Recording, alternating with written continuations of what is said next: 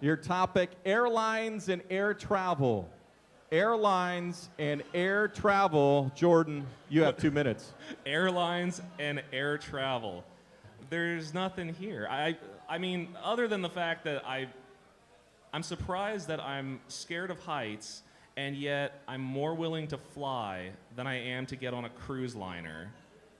Because at least with flying, there's statistical evidence that I'm gonna be all right when I fly, but my friends and family are always trying to convince me that a cruise is so wonderful. I don't see how it's wonderful. People are getting cholera, people are in all kinds of horrible predicaments, and they're stuck in the middle of the ocean. At least if something horrible happens when I'm flying, I can crash and it can end. And at least I know there's only a little time left of this horrifying experience. As opposed to a cruise line, I'm out in the middle of the Bermuda Triangle for I don't know how long. When's it gonna end? Nobody's telling me, because the first part of getting screwed on a cruise liner is there's no communication. That's why there's no food. That's why there's no doctors.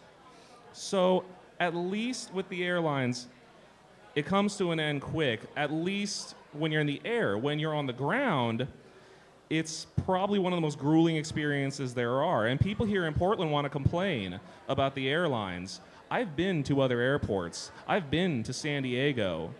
First of all, getting into San Diego Airport is one of the worst experiences in the world because you're pretty sure you're going to hit someone's apartment building as you're coming in to land. But getting out of their hellhole is even worse because there's usually one line for every airline security, and then they spread you out afterwards.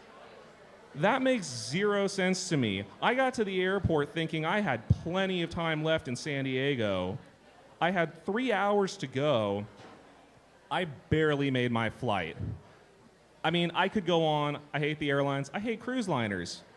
I don't like to travel. There you go. Nice job, Jordan. I saw the wheels spinning in there. Well, that was a nice job. Wrapped it up before you got the whistle. Let's go to Dusty.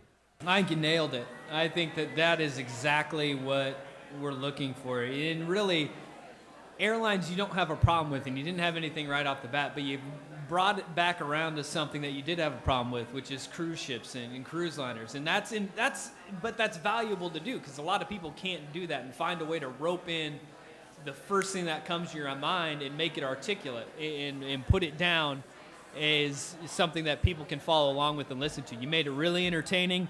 I agree with Isaac when he said it last week that you might be the dark horse to win this thing. I thought it was really good. Let's hear from Mike Lynch. You've got long airplane rides back home to Syracuse on a regular basis. Mike Lynch. Working, hey, there we go.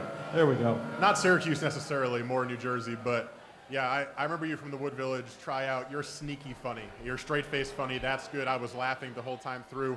One thing to keep in mind, which Suk said to Martine before, is you kind of lost it in the last 30 seconds where you went back to San Diego Airport, and it was still a funny story, but it didn't connect earlier. There was one thing you said that caught me where you said, oh, at least I'll die in 1 minute when the plane crashes. And there's probably things that you're afraid of when the plane's crashing. Details, talk us through it. That would have been even better, but you started off with a great story about cruise lines. You compared it well. It was really funny, so good job. And I saw Jeff Austin smiling most of the way through that as well, Jeff. Well, look, great energy, and you told a story. I was there with you. The way that you wrapped it up with, hey, I hate this, I hate travel. I mean, that was the perfect conclusion, so good job. All righty. Let's get a word from your coach there, Isaac.